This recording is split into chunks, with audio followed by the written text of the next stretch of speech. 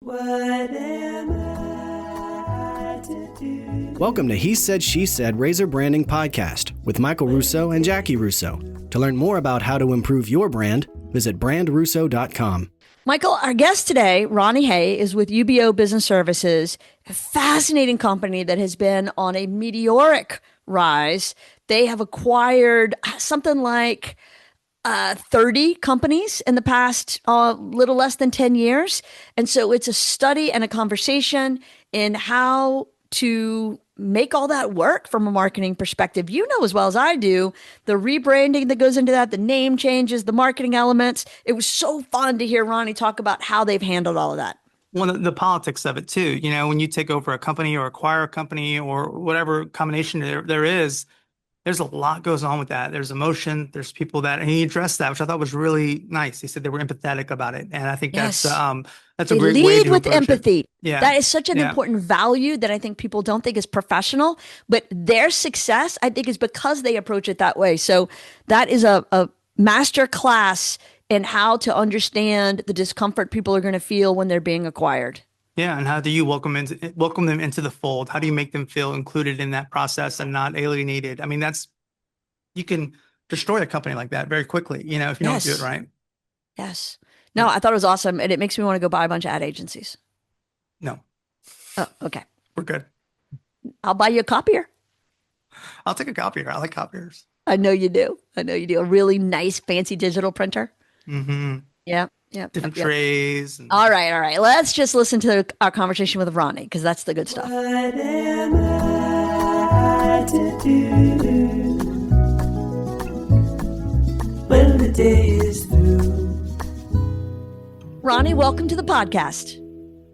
Thank you so much for having me. Great to be here. Well, it's exciting and I'm looking forward to this conversation. So, I always struggle with the best ways to start. Do I assume that people have read the show notes and they know who you are? Do I ask you to give a little introduction of yourself?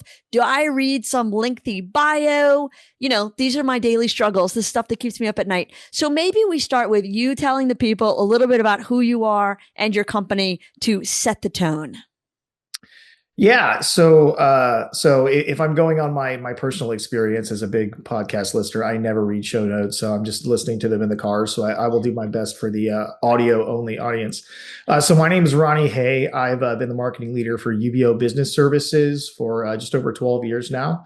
And then previously with that, I was with a competitive company that we ended up splitting from. So the company itself has been in existence technically since about 2017 in its current form, although the original location of our company has been around since 2005 in Austin.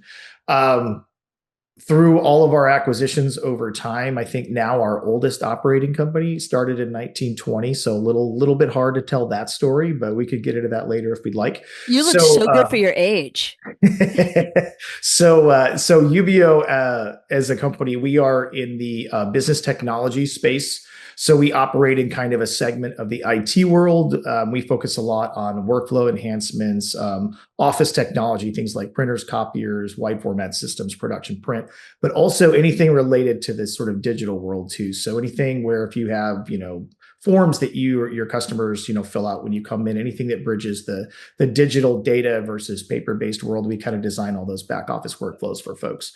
For those marketing folks out there, we also venture into the production print space and high-end graphic space. So things like high-end production systems for in-house marketing departments to produce their own collateral, wall graphics, car wraps, those kinds of things. So heavily in the space of the print world, but we really bridge that business data gap. Things like that. I love everything about this, and I have a million questions.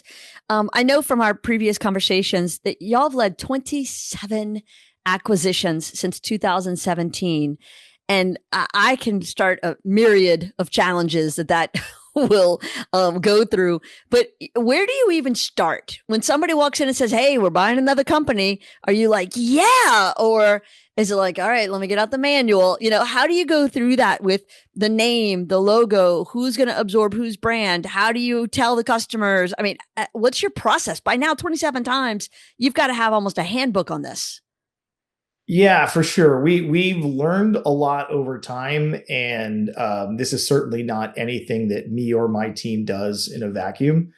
We've got a great acquisition leader within our company who kind of coordinates all of our department heads and things like that to really line out the process. And our honestly, our primary focus is about taking care of the team that's coming into our family.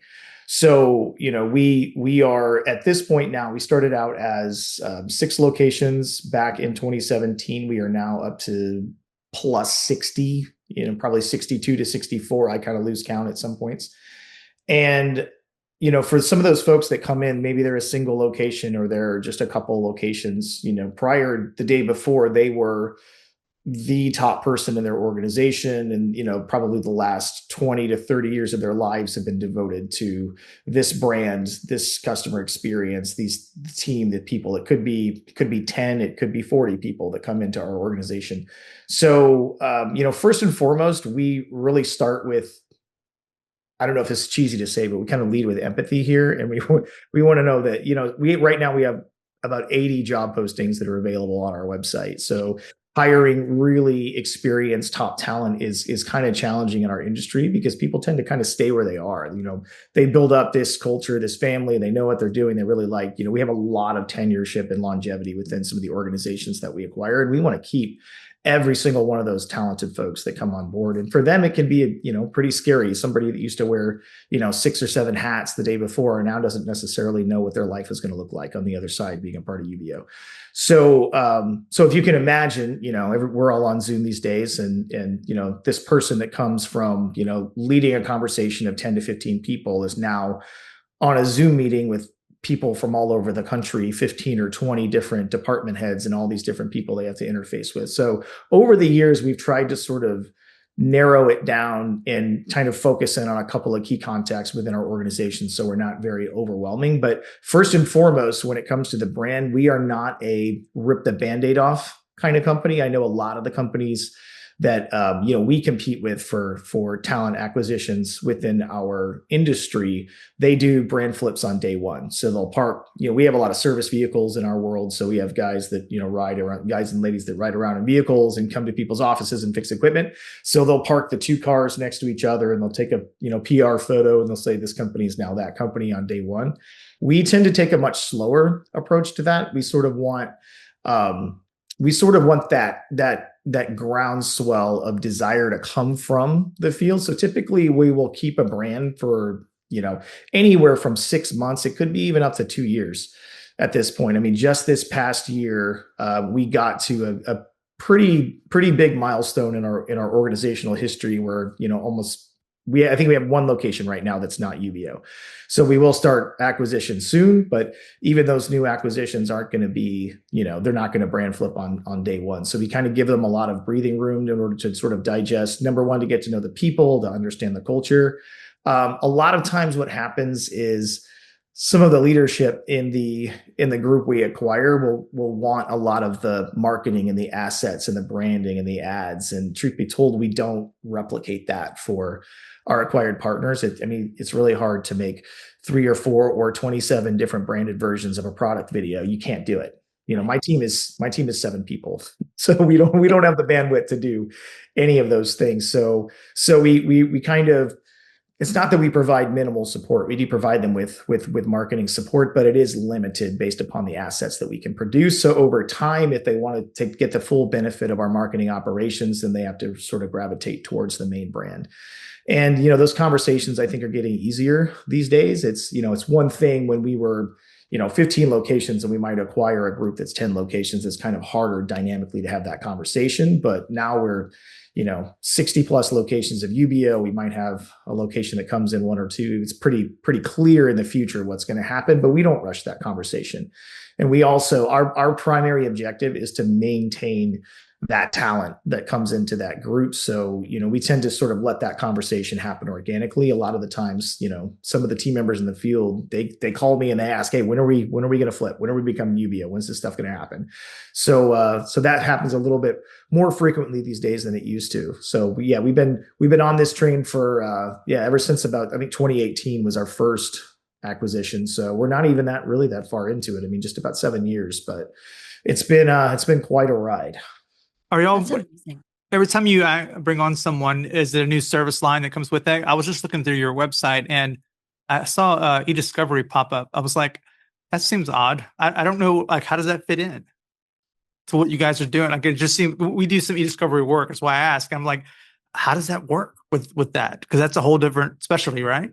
It's funny you mention that, even from a branding perspective, because that company that we acquired, their name is Rainmaker Document Solutions, and we have never rebranded that company. And again, that's not really our wheelhouse. It's interesting, Michael, that you call that out, because that's not really our core business. It is sort of related, but from our brand's perspective, we don't promote any any line of business that we cannot provide an exceptional level of service on. And for us to assume, UBEO e-discovery services, we feel like at this period in time, mark my words, I don't know if it'll change in the future, but Rainmaker has a much better brand recognition in the world of e-discovery. They're very, very steeped in the legal world. They do trial prep. They do all kinds of other things. They only serve the legal department.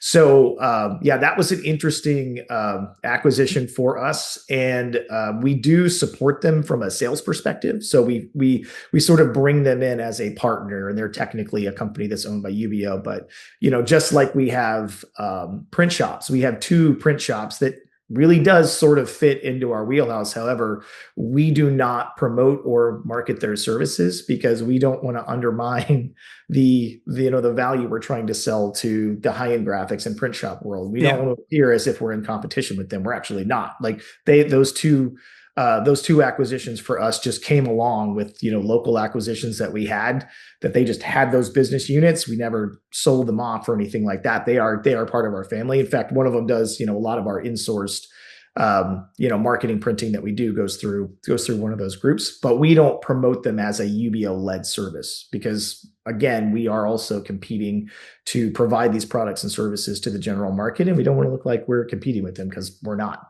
We just happen to own a couple of those shops, but we don't steer our customer business towards them or anything like that. Yeah. So it's an interesting balance, and most of the businesses that we acquire have less business units than our core business. So, and they all pretty much fall primarily into this sort of standard, digital document solutions. If there might be some security solutions in there, and then primarily our document technology business. Do y'all approach marketing as a local, like 27 different marketing plans, regional, or are you almost to the scale where you can just start doing it nationally? Good question. So we do execute. Marketing is one of the unique functions in our company that we do not do regionally. We do execute, and I work very, very closely with our regional managers, our local, we call them vice president general managers of our marketplaces. I do work very closely with them to adapt our general marketing plan to their needs, but we do not execute marketing locally.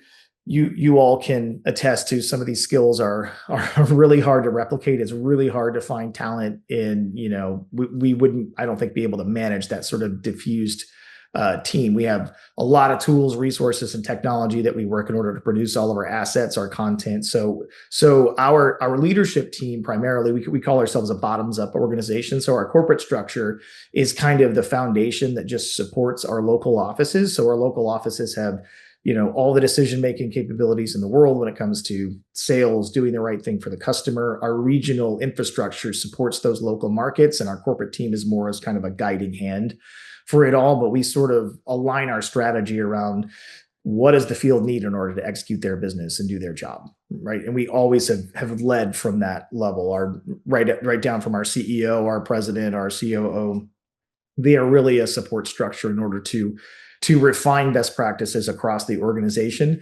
Marketing is one of those unique areas in our company where we don't have local representation. I just have a lot of meetings.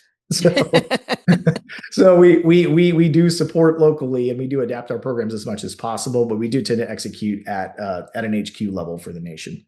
Right. Well, with all those locations, 1,400 employees, multiple ERP and CRM systems, how do you maintain brand consistency and that kind of unified customer experience across such a complex organization?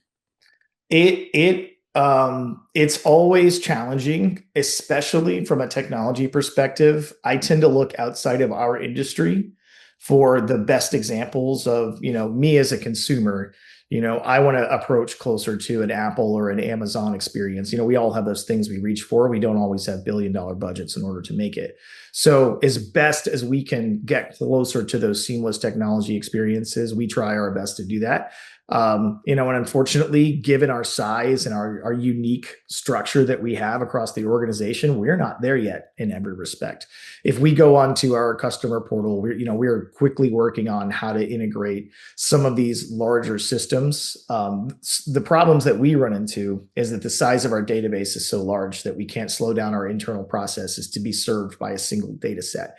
So we still, in order to maintain customer service, flexibility, speed of service, all those things, we're still kind of a bit fragmented when it comes to those systems. There's been a lot of consolidation over the time in sort of 3 regional hubs.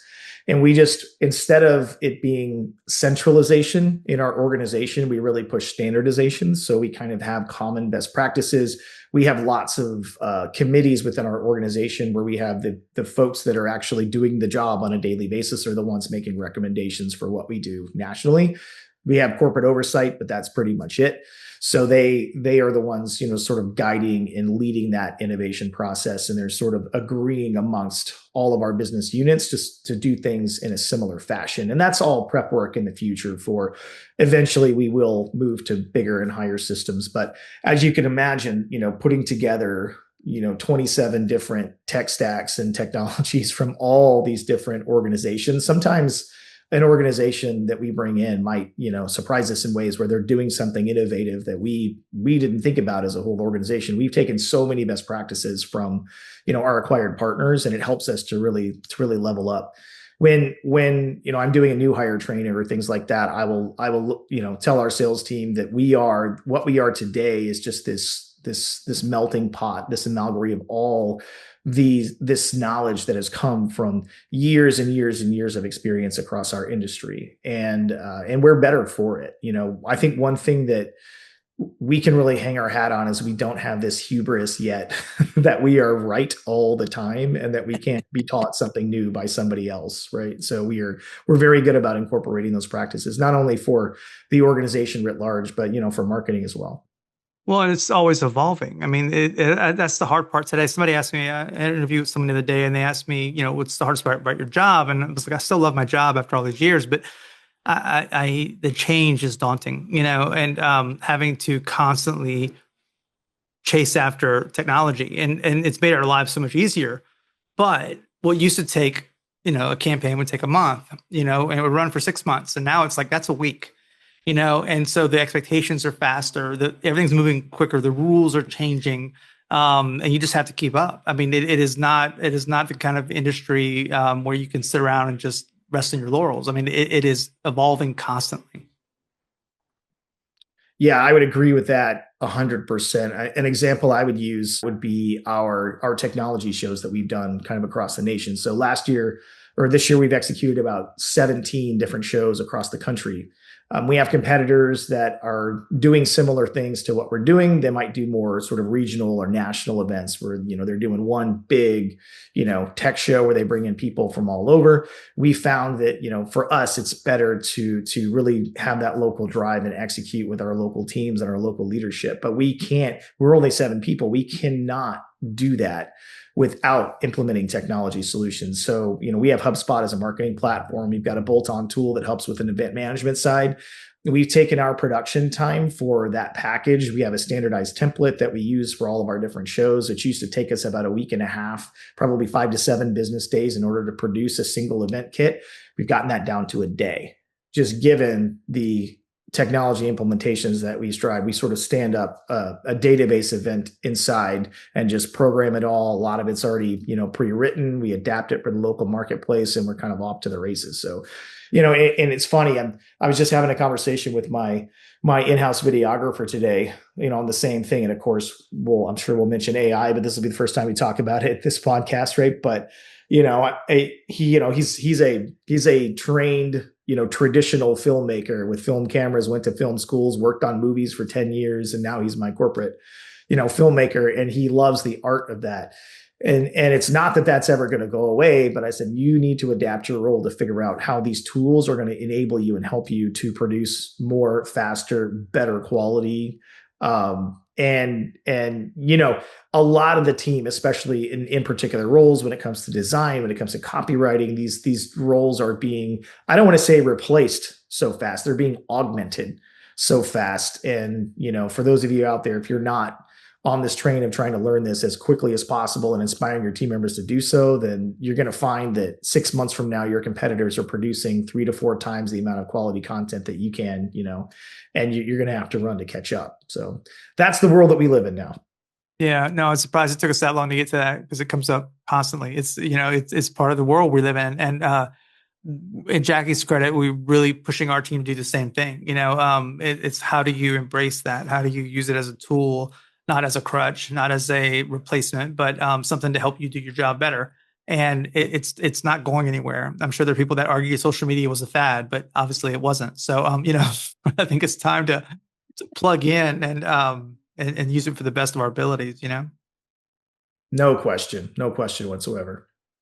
What does your annual strategic planning look like? Do you have point people from each market who get together so y'all can share best practices and stories? I know you've kind of talked about this bottoms up philosophy. Is that how you do that kind of planning too? Or does that planning kind of come top down? We actually do it on my team. We actually do it as more of a quarterly process, and we look at an 18-month rolling timeline. So we have, my boss, the president of our company, really implements a leadership thing he calls the Focus Five. So we sort of distill it down to the kind of the 5 most important things that we want to drive, either as an organization or as an individual department. Now, in my world, I don't just get to focus on 5 things. They're really 5 categories. And there's a lot of projects within those categories that we're spinning up, whether it's regular marketing campaigns. Primarily we're focused on brand awareness and lead generation. So everything really has to work in service of those 2 functions. So we are looking at that on a quarterly basis. So, we use Asana as a project management tool. We have all of our goals set up in that pipeline. So it's really kind of an evergreen process that we're just auditing every single quarter. Now we do have our annual budgeting process, right? So that's where that comes into play, but it's really more of a real-time exercise. It isn't so much that we are measuring everything on that, that annual basis. I would say our sales team is definitely on that 12-month schedule, but we tend to work more in a fluid fashion just to complement what they're already doing. I love that. How do y'all measure success? I mean, are you just counting leads? Are you looking at social media, web, everything? Is it measured monthly, daily, quarterly? Like, what's that process look like for y'all? Yeah, I wouldn't begin to tell you all that we are good at everything, and ROI and measuring success is one of our biggest opportunities for growth. We made a huge amount of progress in the last year. We tend to both measure in the aggregate, the kind of the big stuff, the big things like website traffic as a proxy for brand awareness and things like that as one example. We do have, this year, we just brought on our first social media manager. So we added, 2 more roles this year, which is a PM, marketing ops specialist, project manager, and then we added a social media digital marketing specialist. So we've got to put a lot more focus, a lot more time and attention on that this particular year. And now, as we implement new projects, it's kind of a core pillar of ours that we don't roll forward or we don't roll out the project until we have the measurement process in place. So I feel like in years past, that's something that we were definitely missing on our team, is we felt really good about what we were doing. We got a lot of good anecdotal feedback from the field. Hey, I really like that.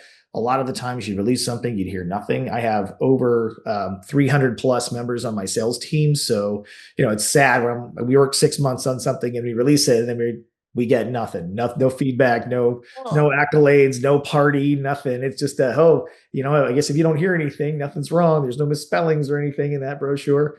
But in recent, I would say probably the last 6 to 9 months, most of the new initiatives that we have, and certainly in the last 6 months, every new initiative and campaign that we run has its own campaign report, has its own ROI. And we do roll that stuff into sort of a summary report for our executive team. But, just like everybody else, I preach this to my team all the time. Like, there are no free rides here. We all have to pay for ourselves. We all have to prove our value. Our sales team has quotas. It's a little easier for them sometimes to prove how much they sold or didn't sell. A little harder for us, in terms of whether it's influenced revenue, directly attributable, whether it's W, J shape, all, all those different types of models. It's really fun to have those conversations in our executive team when I'm explaining that we have 6 different attribution models. And I think I believe they think I'm gaslighting them or something, or trying to, talk around it. But yeah, that is definitely, I don't want to say a newer area. We always knew it was a need. It was just that it came into real focus this year. And I will say, for any of the HubSpot users out there, the campaign tool they released this year is pretty fantastic. So we've been loving that, and we've implemented that pretty well. Well, I can see the challenges. I was looking at your solutions page, and for example, like one section is copiers, production printers, plotters, graphic printers. That's a business in itself.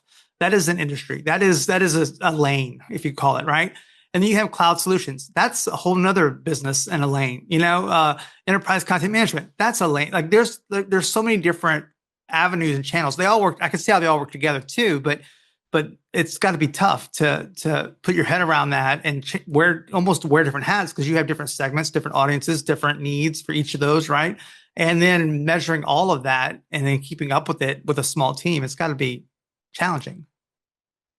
Certainly is. I don't think Ronnie's going to argue with you on that point. I think he's agreeing. I would add, just to your point, Michael, the complexity of some of those business lines. You have subscription renewals. We have lifetime value of the customer. We have aftermarket revenue. We have all these other lines of business. It's not just the initial, we're a B2B company, obviously. So it's not just the initial deal we sell, but it's also all the downline revenue that comes from that. Where do you draw the line at where something was influenced? I mean, just add to the level of complication our multi-touch marketing world that includes our outbound demand gen team making phone calls, sending emails, our field sales reps all contacting the same folks. How do you really give credit to any one of the individual things that are happening? One of the tools I looked at recently was showing one of our customer journeys. It had 39 different touch points on the customer journey before they got to the closed deal. So, that was even more than I had, even contemplated or estimated that was actually influencing, the path. And let alone that's one person. You drop down, you've got 6 other contacts on the deal. And, it becomes, I think when you want to roll it back, you can get really lost and overwhelmed in all of that data. And at the end of the day, I think we always have to re-ask ourselves the question about, what is this report telling us and what are we trying to validate? Is this worth the effort or not? I go back to the example of our tech shows, or even our outbound demand gen team. And, there's some instances where we have a very clear through line as to marketing action or outbound SDR action led to this deal. Clean. Our technology shows, different story. We have current customers that come. We have prospective customers. We have expansion within the account.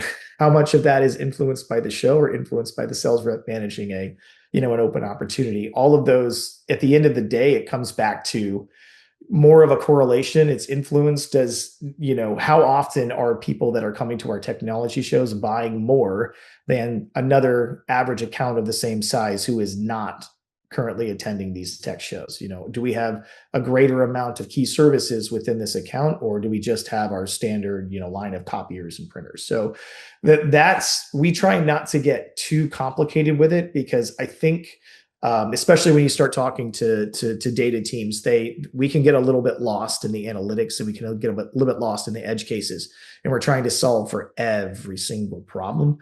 I think if you get it, and I might get hung up for saying this, but I think if you get 95 to 97% of the way there, I'm not really that worried about the last 5%, as long as I can tell that overall this is giving me a good ROI. It's giving me a good return. It's giving me 4 to 6 times the amount of my investment or more, and that really then allows you to have the conversation about opportunity cost. So if you weren't doing this, what else would you be doing with that time, effort, and energy? We go through that evaluation process pretty much on an annual basis. Back to Jackie's question, when it comes to your show, right? Or what our technology shows is we want to see, do we recycle those? Do we continue on as we are? Or do we sort of change course? Is this working as we expected? Or what else could we be doing that could potentially drive bigger revenue?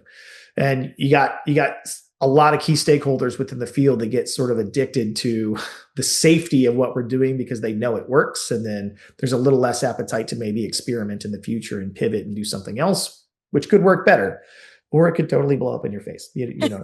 I know Either way. Jackie tells a story, and I don't know how it goes exactly, Jack, but it was back in the old days where they had 4 media channels, TV, radio, print, and outdoor, basically. And somebody went into a client. They were like, where'd you hear about us? And they said, well, I heard you on the radio. And like, we're not running any radio, and that was like a really truthful point of, they have no idea where they heard it or why they were influenced, but somehow they were, somehow it stayed top of mind. Somehow when the need crossed, they moved on that impulse, right?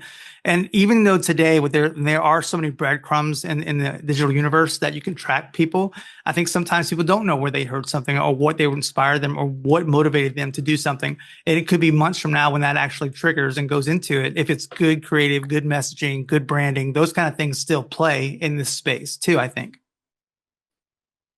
I don't know if it's a question there. It's more of a statement, but no, I would agree 100%. I mean, my original education was in, branding and advertising, and that's where I feel, most comfortable, where I want to plant my flag and say, hey, this really works, but you just have to give it time. Mm-hmm. And, the time factor is always the biggest challenge when it comes to, sales leaders working through a P&L, is they want to see, we did X and we got Y. But you're sort of alluding to that, out in the world influence that really does have an impact, that it's really hard to quantify sometimes, and it's really hard to prove that case. I tell new folks when I train them that, our goal is to make that call a little bit warmer. And so instead of, when you call into a key target, your key decision maker, and you say, hi, I'm from UBEO Business Services. Have you ever heard of us before? And they're like, never in my life. Or you really want to get them to be like, yeah, I think so. Yeah, a little bit of that brand familiarity. And then they give you the 15 to 30 seconds to tell them why you're calling versus just, immediately hanging up the phone on you. So to me, that is one step closer to success. I don't ever expect, our world is a little bit challenging in that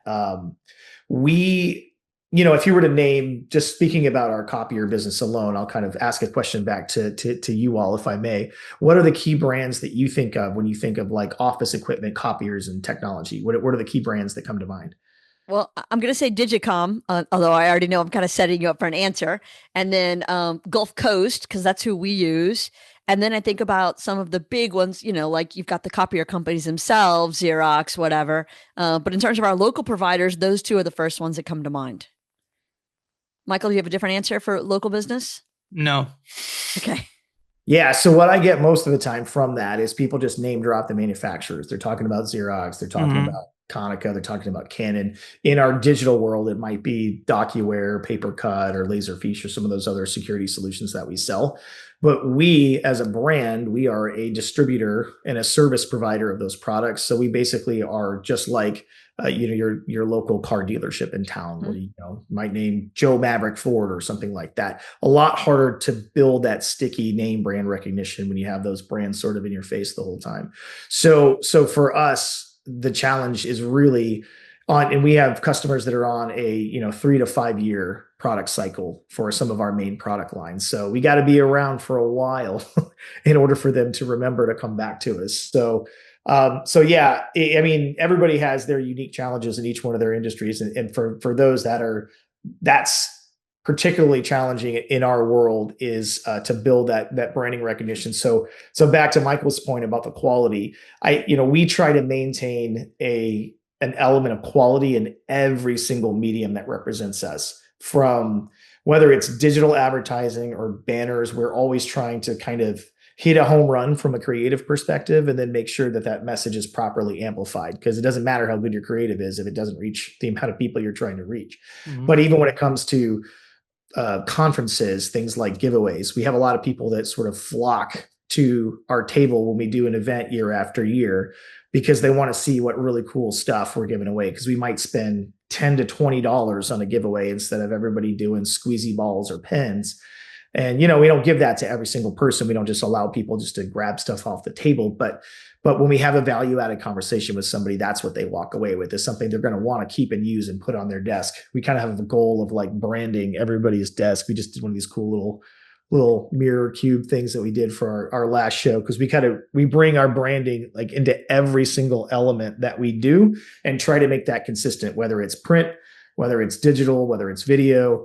We always want to make our brand as memorable as possible. So that's probably why we don't produce as much stuff as some of our competitors, but we try to aim more for the quality aspect than the sheer quantity. Ronnie, what are the most popular, expensive, quality giveaway things? Because everybody's always looking for what's the hot new promo item.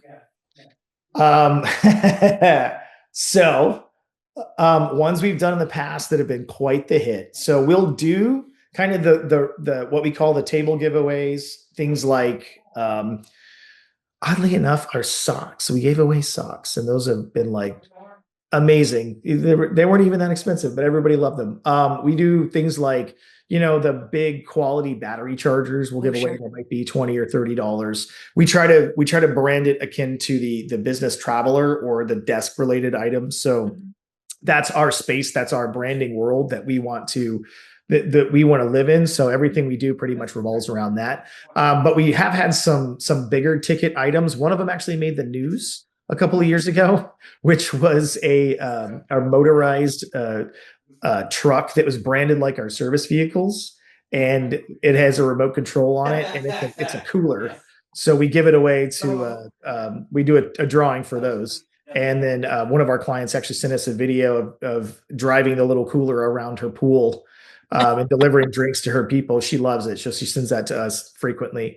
So it's things like that we try to, we don't want to waste anybody's time. We always want to be respectful of somebody's time and attention, whether it's a blog, whether it's, a post or anything in that world. We want to make it worth your time. So that really leads us to, probably spend a little bit more, but we feel like the quality of that experience is always going to be there. And we always want to reinforce that. We're like a higher price, high value player. We're not a low cost, low value provider. And everything that we do, we want to make sure we align with that from a brand perspective. Right. No, that makes perfect sense. I'm going to show you some stuff we've done that people have loved. We don't spend nearly as much money because obviously we don't care as much as y'all do, but we do believe in desk toys. The number one most popular thing, we've been doing it for 20 years now, is these balsa wood gliders. They come packed in a little bitty set like this. So it's easy shipping. For those of you who are listening, can't see the video. It is 4 pieces in a balsa wood glider that you assemble yourself. It's got our logo printed on the wings. And when this thing flies, let me tell you, it flies. We do it at trade shows. Sometimes we'll have contests so you can fly it the furthest or who can do the most tricks. This thing will go 100 feet. It's a blast. That is cool. Yeah. So it's been our most popular item, and they cost like $1.50 each. Yo-yos were fun. We've done anything that's going to stick around, and be hand volley, like it's hard to throw that away, Yeah, I would say Rubik's Cube, yo-yos, those have been fun. Nice. To plant some negative keywords in here, we've had a couple of duds. And things like Bluetooth, like AirPods or like kind of knockoff AirPods that broke within 2 to 3 months of using them, and they were $8 to $12. And that's exactly the type of thing that we don't want to happen, is for us to give somebody a gift and then have it be, of poor quality and break after, a certain period of time. And well, this was a piece of junk. That's, you can't always predict that sometimes. Sometimes you order things and they look great, they work well, at the time, but then they don't really last too long. But yeah, so we try to stick towards some things that are definitely well made, that are quality, that are gonna last. We also done like a lot of those flat, wireless desk chargers and things like that. Yeah. Cool ones of those. I have a question for you. Whenever the progression of the company, did it start with hardware and evolve into the integrated products and the data and all those different things? And was that done purposefully because of maybe people aren't using printers as much anymore, or maybe that industry, we're looking into the future and we're trying to facilitate growth in different areas? Was that a strategic plan overall? I mean, I don't know. I'm just curious. It's all of the above. Historically, a lot of our leaders have all come from, bigger organizations within the industry. Those products were well established even before our company was established. So we make the joke now because we work a lot in workflow automation and designing workflows that might take your accounts payable process from 24 manual steps down to 2 digital ones. So we like to joke that we were doing AI before AI was cool. The only difference being is now instead of having we still do this, but instead of having a super skilled engineer to program these things, which we still do, you can do some of that stuff with just a language model up front, which I think is the big difference. But some of that stuff was sort of built into the industry already. It honestly, our industry would have moved faster. Have y'all ever heard the term the paperless office? I'm sure you have, right? That hasn't really come to fruition for most industries because people in general don't tolerate change that well.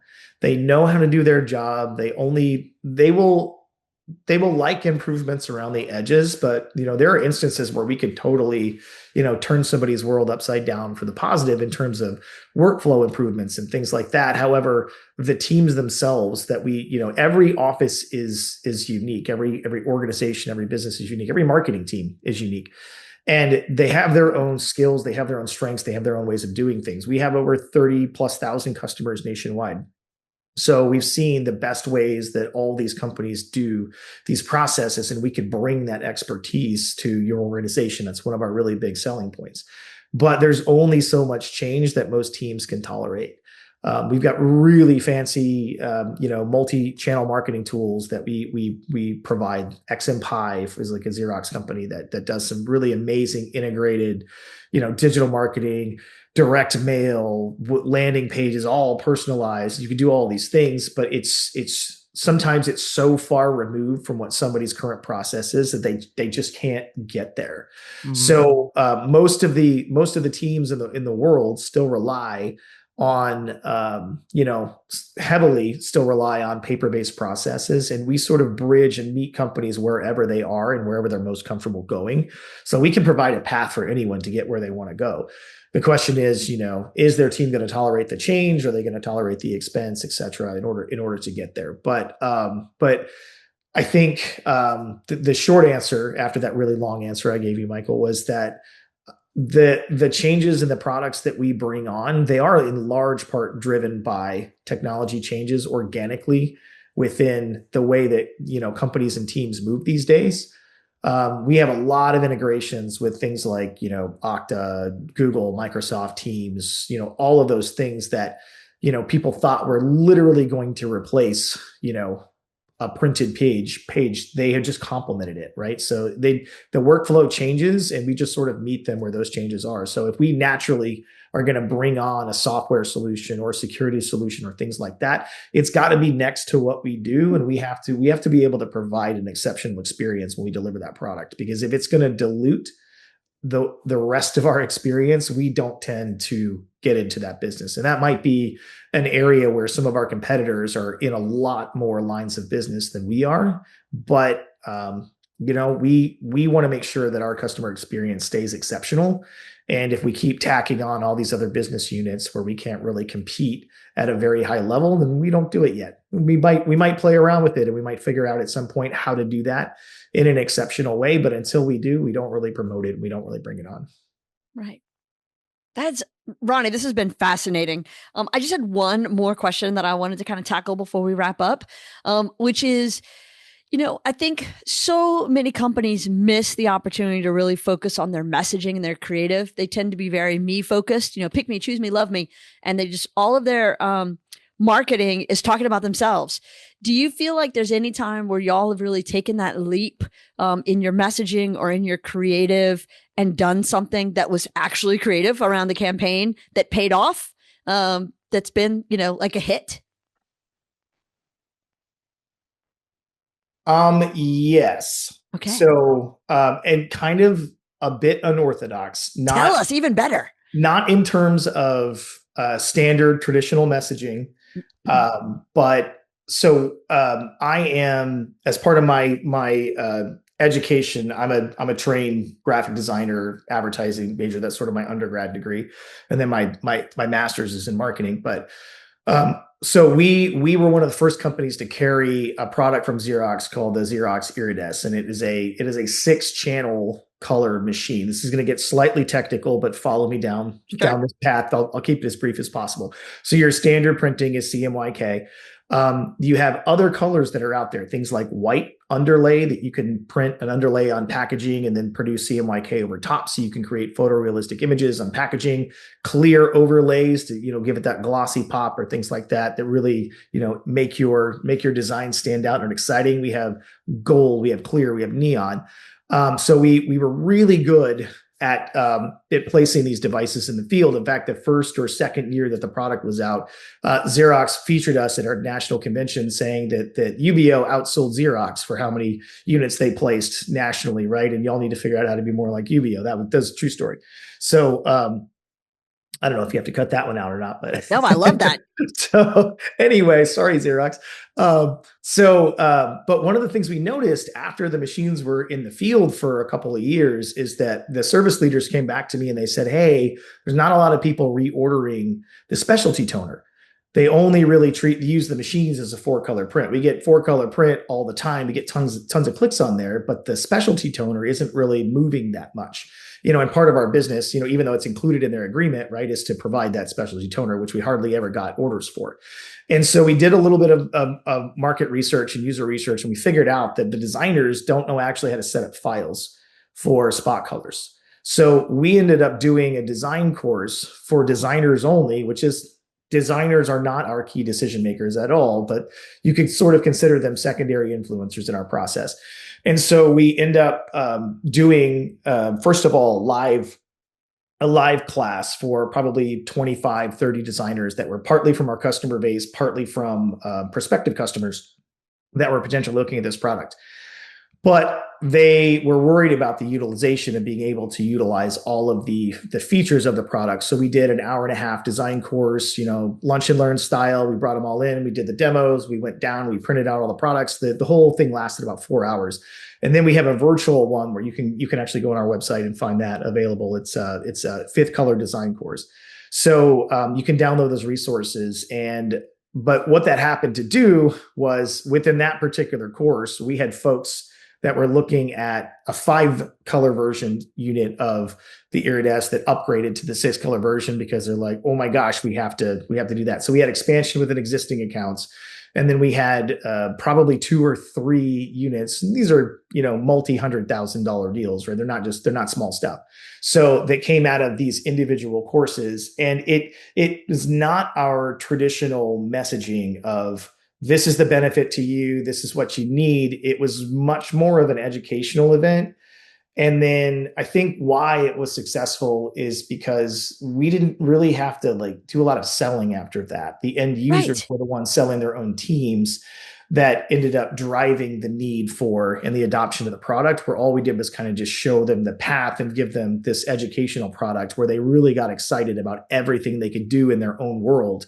And that's really what drove it. So I think that's in my world, that's a pretty good example of something that, our marketing team did that it's not an email campaign. It's not your direct, I'm trying to market to you, to sell to you. It was much more of, hey, let's just take a risk and just to put this education out there.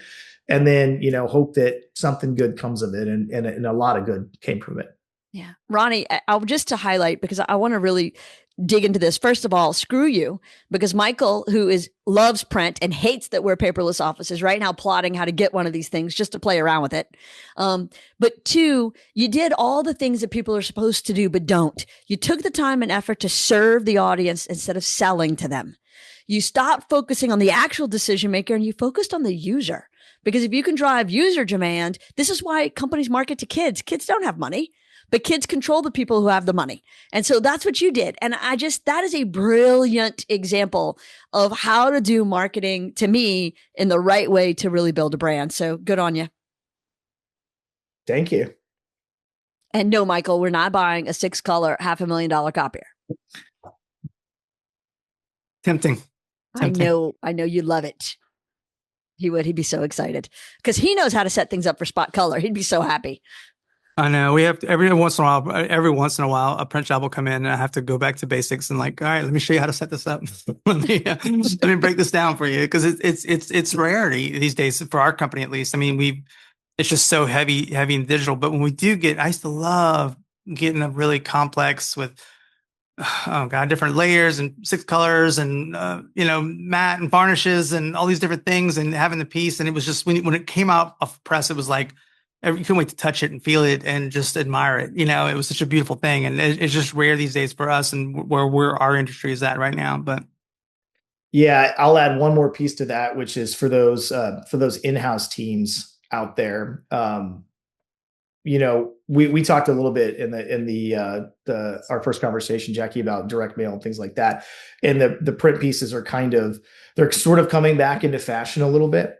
But the challenge is, especially when you do those more advanced things, it's like waiting for a proof from your print shop can take 4 or 5, 7 days, in order to get back that next round where you then have to mark up notes and things like that. And I'm so spoiled because, as a designer, when we go to do our next round of, brochure upgrades or anything like that, I literally sit on my print shop floor after we've designed the first round of files and we do a test print and then we tweak, and 2 minutes later, the next test print's coming out. And it's funny because I occasionally have to work with folks that don't have that experience, and I forget what a great thing that is to have all those capabilities in-house where your design and your iteration process is immediate versus having to wait 3, 4, or 5 days for a print that comes back. So for any of those groups that worry about, if you're a bigger organization and you ever thought about bringing your things in-house, you have that real huge benefit of having the immediate quick turnaround, and the printing actually becomes part of the design process, not just the final product. So we are definitely spoiled in our world where all of the latest technology comes into our demo floor, so we get to play with it all, and it's a lot of fun. And that's so far removed. Really, 10 years ago, that was not really possible at the quality it is now. How far digital printing has come, how far in-house printing has come. I mean, you could do it, but it was not quality, and it was tough, and the substrates were difficult, and the inks were weird, and all these different things. And the technology has definitely entered a new game with that too. I wish it was around earlier on when it was a lot more prevalent. But I think you're right though too. I think people crave that something new now, or something different, something that, because you don't always get a really cool printed mail piece, and every now and then you get to, and it stands out. And it's remembered, and it stays on your desk a little bit longer. It's not just going in the trash like you may think it would. If it's a well-designed piece, lingers, I think so, at least. Yeah. And it makes Michael happy. It does. He was very sad. We had to get rid of we did an office remodel because we've been in this building like 20 years. We bought it in 2005. And so when we did the remodel, we cleaned out all the things we haven't touched in years. And so we had one of those big, massive flat drawer filing for all of our brochures, and it went. And it was teary. It was very teary. It was very sad. Jackie, I'm going to pull you back into the multi-channel print, QR codes, digital, all of that works together now. Yes. It's a fun place to play it, I promise. Come join us in the new age, Michael. I'm living it. Ronnie, this was great. Thank you for your time and your insight and your feedback and your transparency and all the good stuff. This was awesome. Thank you so much for having me. It was a really, really great pleasure. Thanks. We appreciate it. Am I to do when the day is through?